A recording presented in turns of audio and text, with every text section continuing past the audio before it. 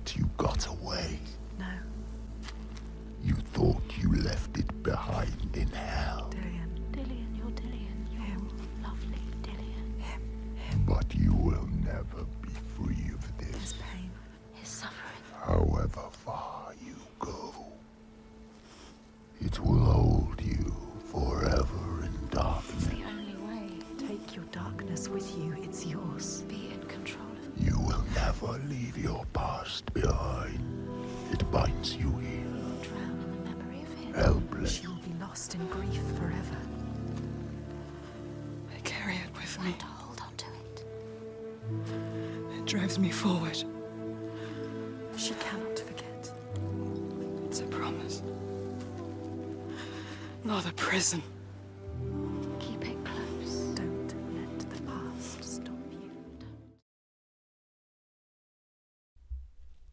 We've been trying to contact you regarding your car's extended warranty. So, Hellblade 2 came out. It's been one of my most anticipated games of this year, and I'm sure for most of the Xbox fans it has been as well. And I guess I wanted to do a video about it, but it's not going to be like a super professional review or anything. No, nothing of the sort.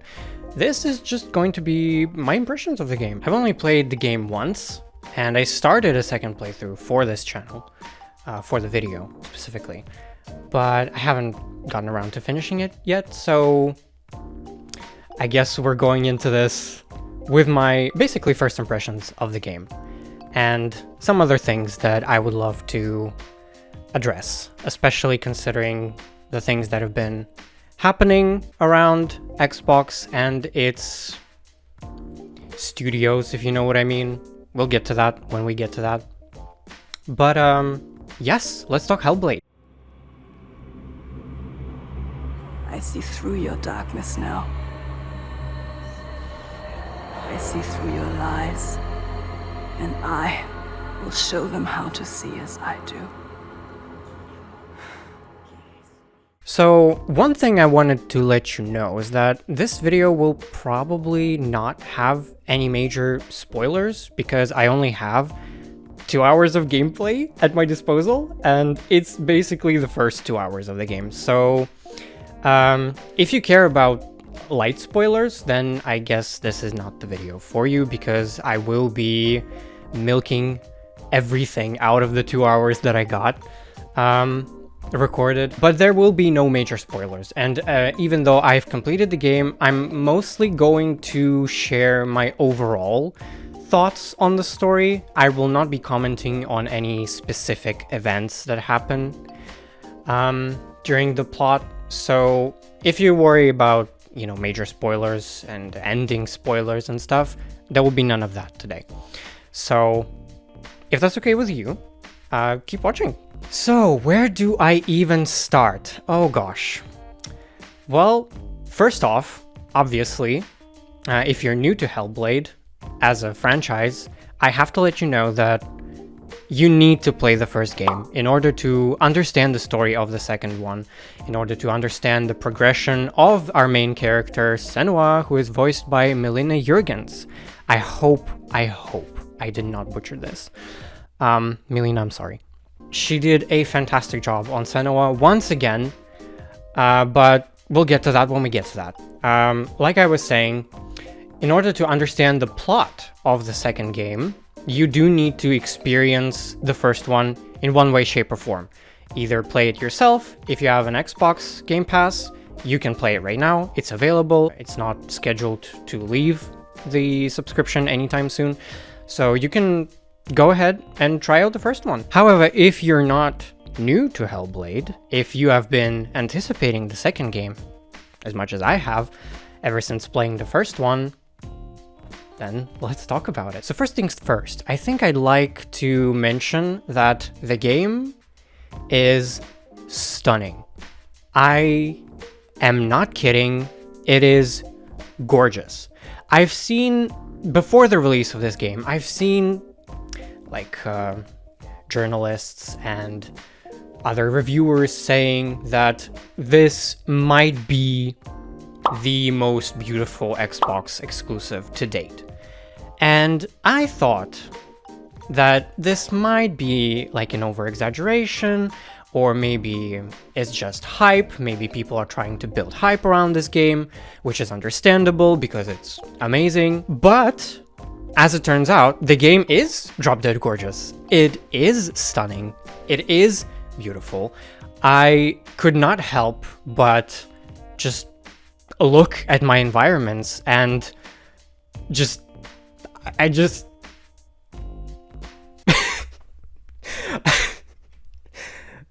great commentary by me. So like I was saying, the environments are so gorgeous. I couldn't help but stare in awe. Ninja Theory definitely outdid themselves when compared to the first game, which is not saying much because I guess you could say that the first game was more so an indie project. Instead of multiple characters, we've had just Senua and the green screen character appearances that were actual actors, and I didn't mind it, but it was kind of obvious that it was probably done on a limited budget. But props to Ninja Theory, they did the most that they could with the budget they had. In Hellblade 2, that's no longer a thing, so I don't really know if you can classify this game as a AAA project this time around. Honestly, with how the game looks, I definitely wouldn't call it, you know, a low budget indie project like the first game. Another thing that I would love to mention about the, you know, the graphics and stuff is that the animations, like the facial animations, the character animations, they're all done so well. But I also remember that being the thing with the first game. At least Senua's animations, facial animations, and like combat animations as well, they were always good. I guess that's what they were trying to do, since Senua was the center of that story of the first Hellblade.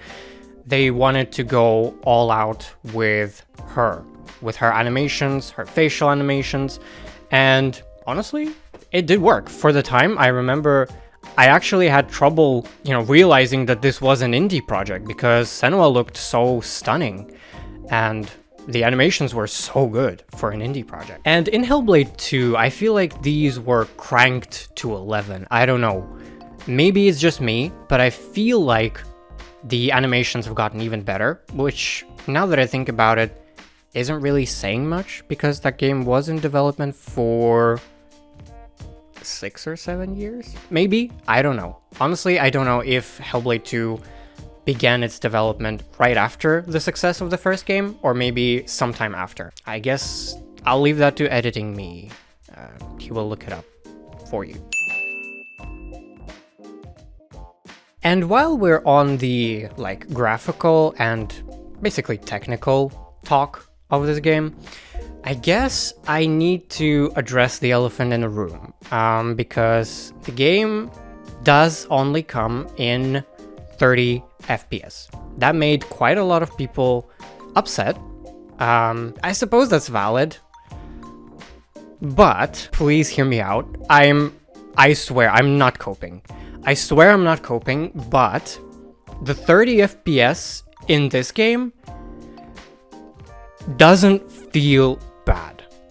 Sure, there have been moments where I'm like, oh, the camera movement is kind of choppy, so this is definitely 30 FPS. But then once like I start, you know, just exploring the locations, fighting some enemies and stuff, I don't know, it just washes away. I really don't know how to explain it to you, but I don't feel as though the 30 FPS is that bad. That being said, I do hope for a 60 FPS patch, because 30 FPS is all fine and all. And yes, I did just say that it's not that significant, it's not that noticeable, but it is noticeable. So I still want my 60 FPS.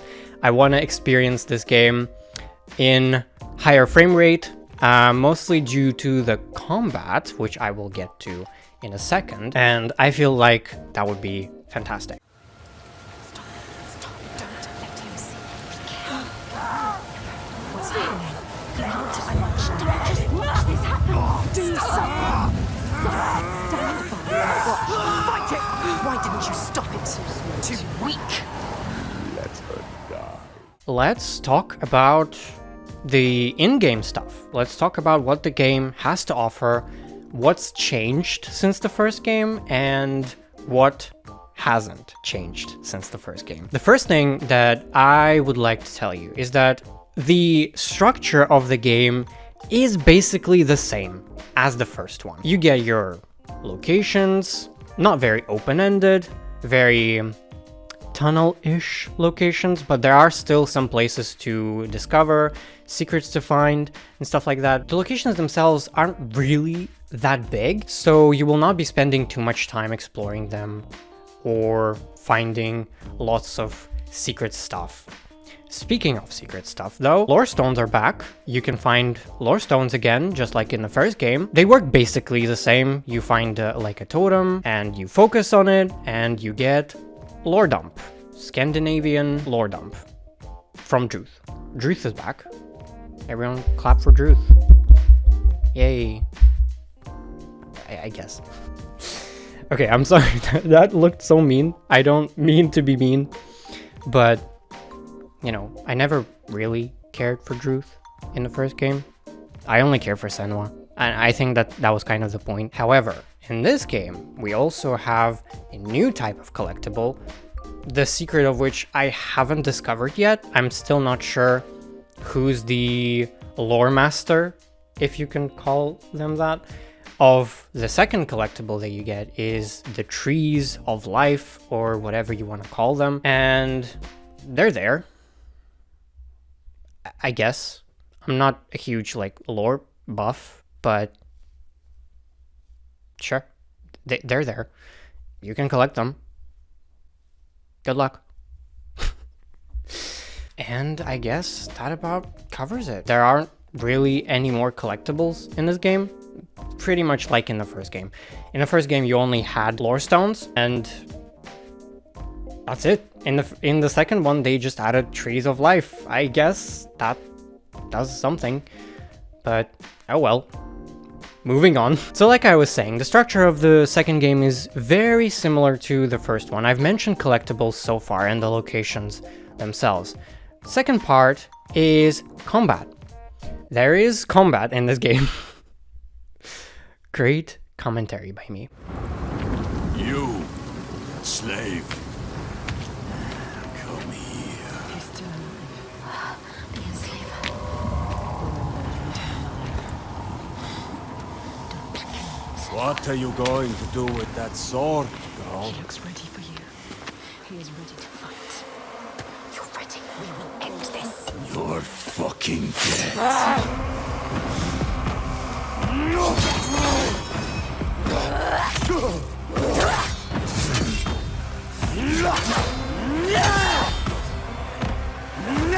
making this easy for him. Combat. That's an interesting topic of discussion because I've seen people complain about the combat. Well, not really complain, but kind of heckle. Some people love it. Some people say it's not changed at all. It's basically the same as the first game, but actually even worse.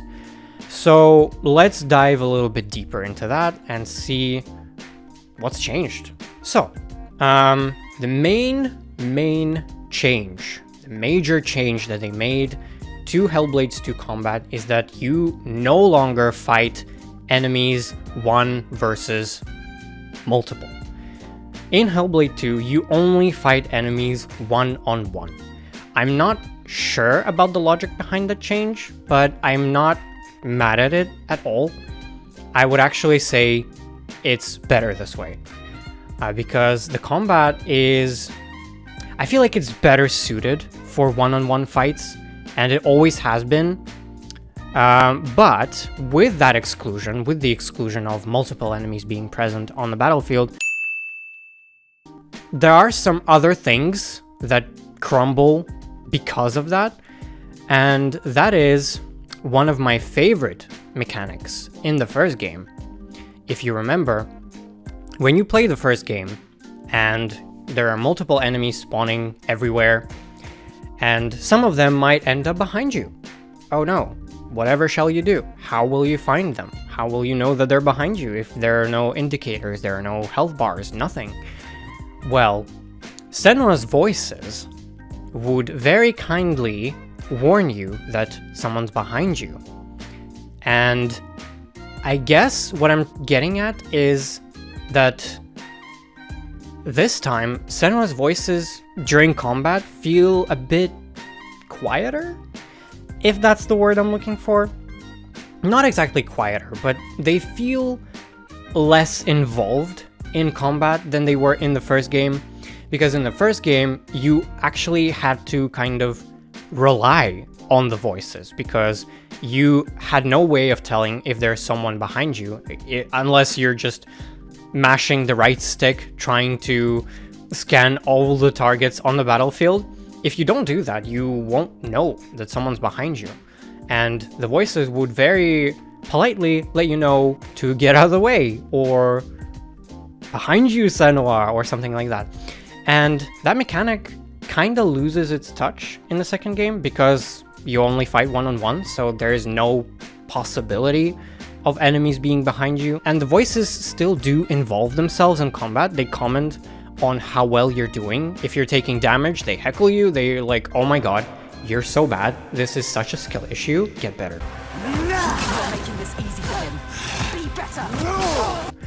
And if you're winning and dodging, the voices get very cocky and condescending at enemies, and they're like, oh my god, they are so slow. You are so much better. Oh my god, Senua, you are a god gamer.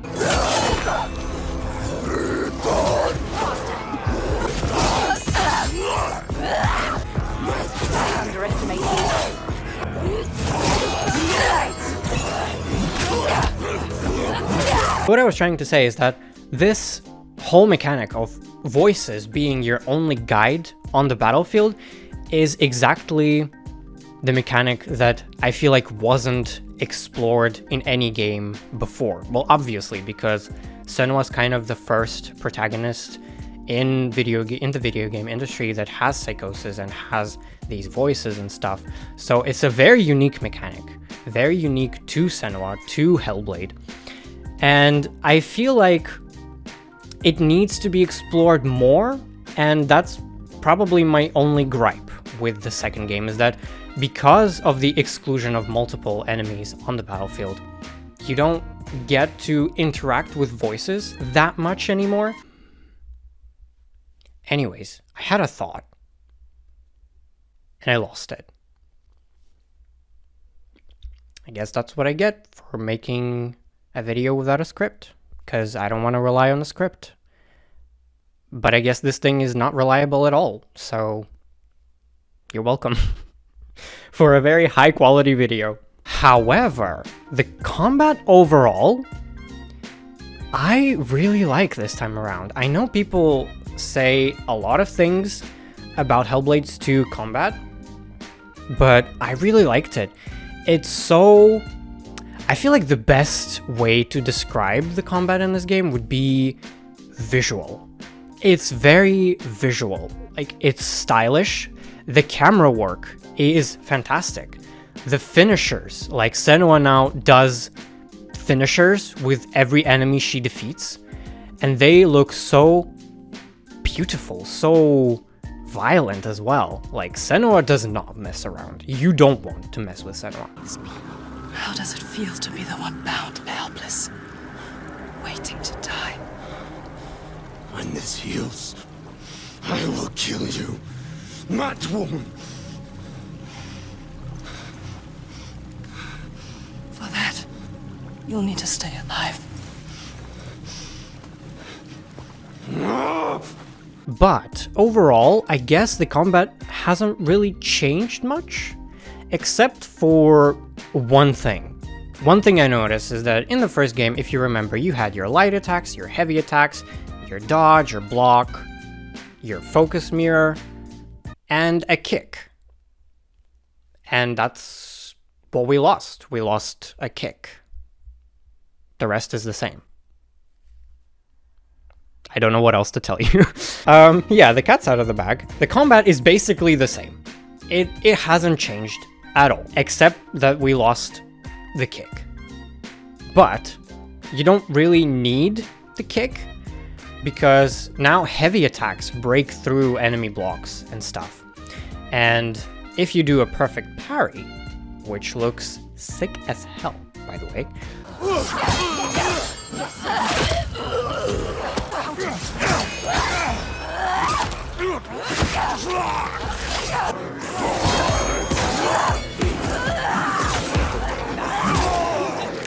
You will break through an enemy's defense. The focus thing is still here, still as broken as the first game. You just, basically, it's your panic clear screen button. You press this thing, you press your right trigger if you're on Xbox, you press your whatever on PC, I don't know, I don't play on PC. And you just go into this slow-mo mode where Senua goes absolute sicko mode on her enemies, and they die. They can't really do anything about it.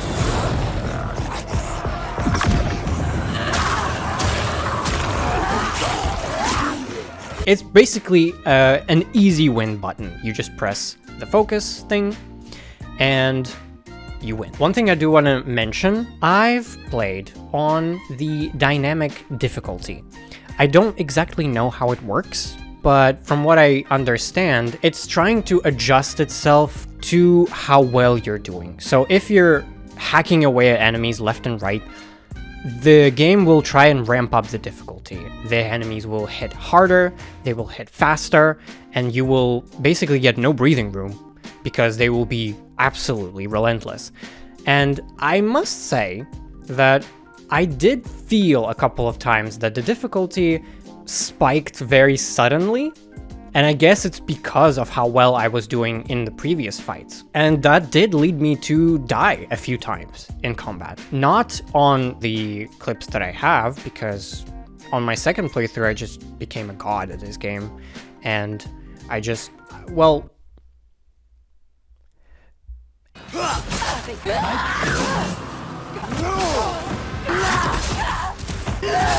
Maybe not really, but the dynamic difficulty works, I think.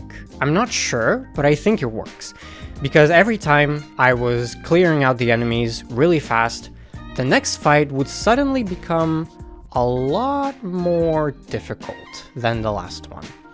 And I'm not opposed to it, actually, now that I think about it. Usually, I'm a casual gamer. I have to come clean. I'm a casual gamer. I play all my games on easy difficulty because I usually like my games for story and just an experience overall. I don't really like a challenge, except for Souls-like games, which one of them will be covered on this channel, by the way. I don't know, I feel like for Senua and her story, I feel like it makes sense to go the hard difficulty.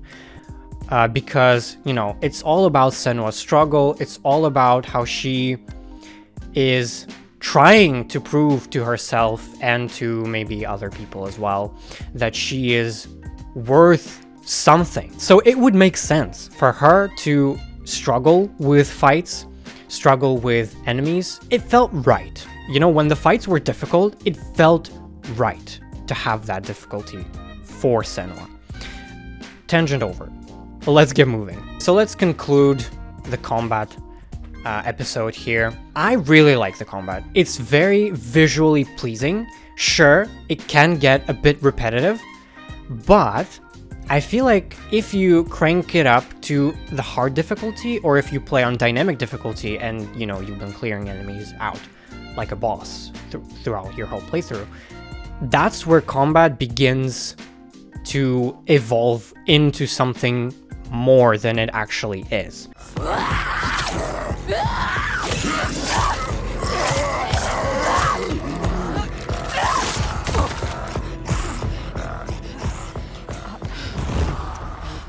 Let's go all the way back to the part of the video where I told you that the structure of the game is very similar to the first one.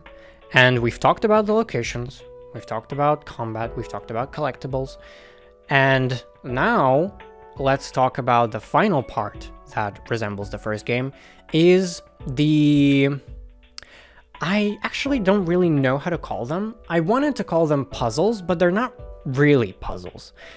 Let's call them pacebreakers. There are these pacebreakers that involve you exploring a location with a certain maybe disadvantage or a certain rule that you need to follow.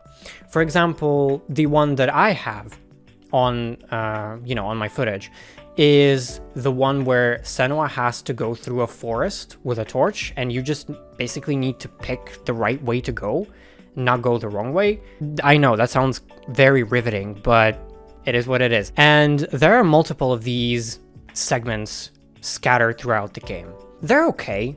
I wouldn't say that they're like life-changing or exhilarating or anything, but they're alright.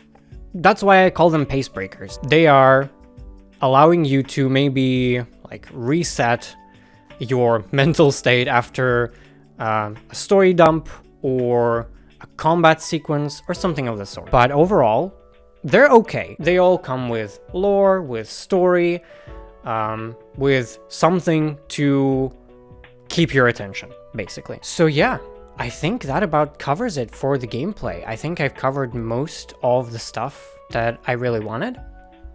So let's talk about something that I don't really want to talk about, but I guess I can just sort of touch upon it, which is the story. He took their lives. Again. What are you waiting for? Wait. Do it now. You can't kill him. Stop.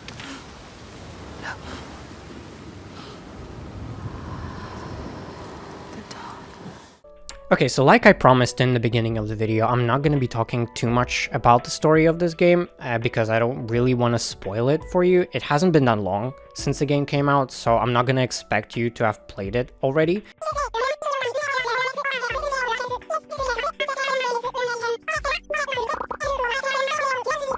Okay, for context, I think I've just spent like 10 minutes walking you through the intro of the game, but I don't know why I did it, because I'm not going to be talking too much about the story of this game. I'm only going to be talking in generalizations, I suppose is the word I'm looking for. The best way to do that is to compare it to the first game. Do I like the story of the second game more than the story of the first one? Drum roll, please. No, I do not. I like the story of the first game. I wouldn't say much more, but let's just say more than the second game. I'm not saying that to discredit the writing on the second game, not by a long shot. It's just, I personally prefer the story told in the first game rather than in the second one. I don't really know how to describe it for you without spoiling too much. The first game really focused on Senua as a character. It was a very focused story. And that's what I really liked about it, is that there is a story that revolves around a single character that we control. In Hellblade 2, the story focus kind of shifts a little bit away from Senua, and I'm not entirely sure how I feel about it. It's a different story, let's just say that. It's a different story, but it still provides us with new information, new insight into Senua's mind. The main thing that caught my attention is that this time we have side characters. We have side characters that Senua has to interact with. And that's very different to the first game, because in the first game we didn't really have a side character, even a single one. We only had Senua's voices and the not Senua voices, like Druth, her father, her mother, stuff like that. But they weren't, I wouldn't call them like actual side characters as we have in this game. We get to see how Senua operates in social settings, how her voices act with other people around. And that's very interesting. That's something that I really wanted to know in the first game. That sign. What is it? You need to understand. You need to understand. Answer. It is my father, Sigil. His father. Your father. The gold thief. Monster. He's here. Look at him. No, The shadow. but this place is his. The people here are weak. They would not survive without his help. You have Like you. Does she? Enough!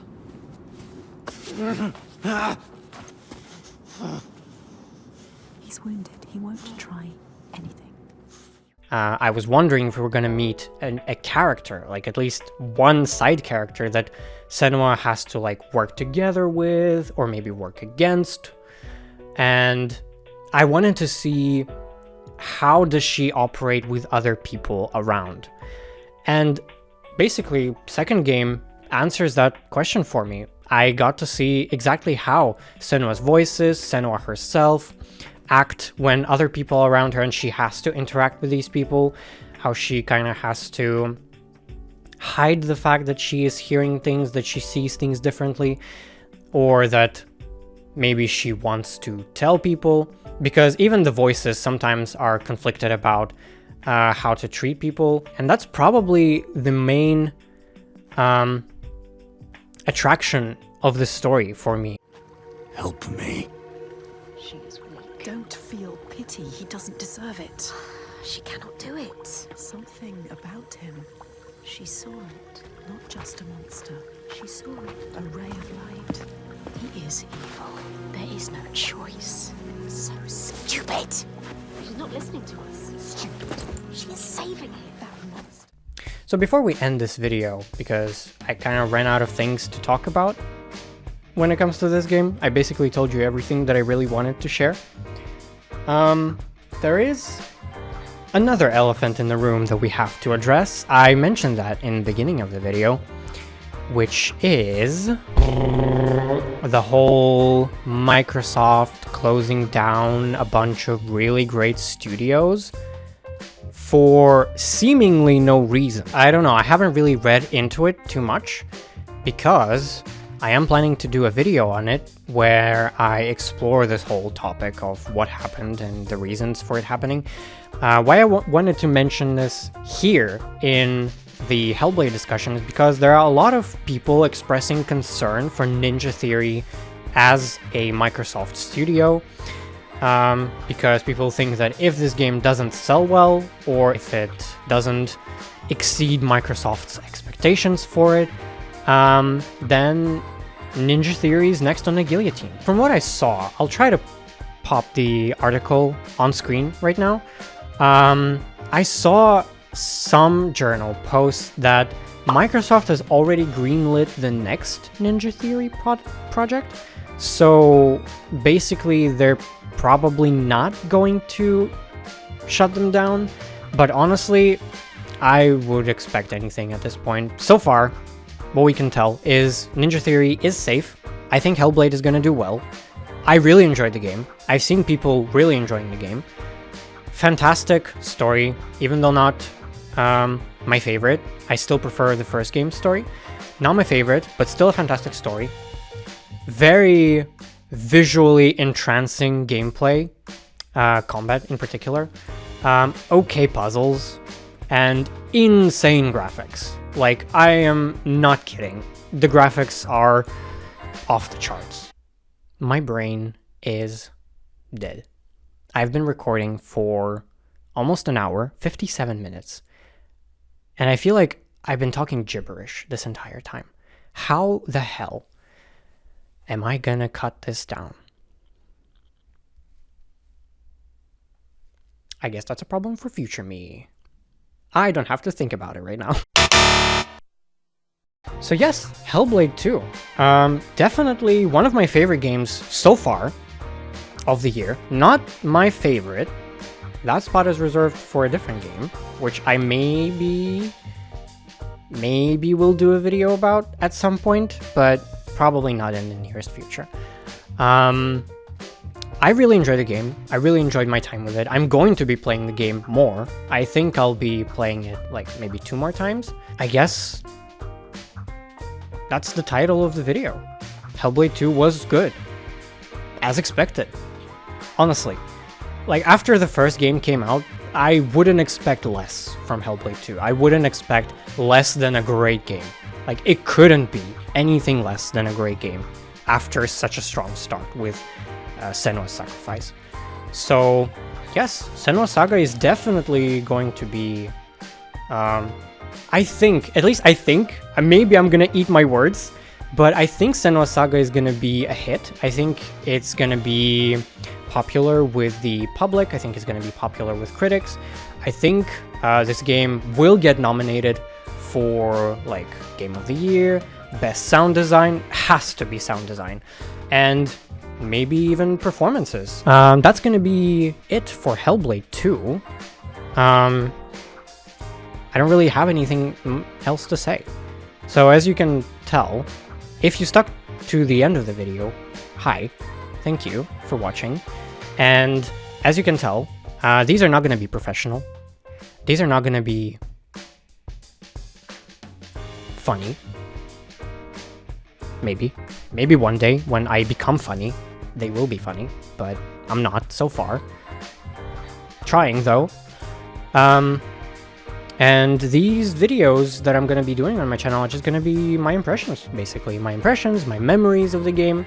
I'm also gonna be doing like a commentary video on the whole studio shutdown thing, because basically for myself, I want to know what the hell happened and how are they justifying this whole thing, because so far I haven't seen any tangible evidence that this needed to be done.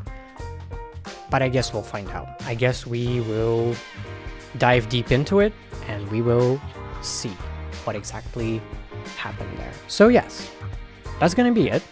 Thanks for watching, and subscribe, I guess. I mean, that's up to you. I will be just doing more of these on different games that I really like, and maybe some new stuff if I can afford it, which I probably can't, but it doesn't matter. I will be doing some videos on other games as well. So if you want to see them, stick around. I'll try to make them fun. So what else am I supposed to say in the outro? I don't really have an outro. This is my first video, so I can, like, I would normally go to like black screen and the whole like circle where you subscribe to me and like the latest video, but I don't have a latest video, so I probably won't be doing that. I'll be doing it in the second video probably, but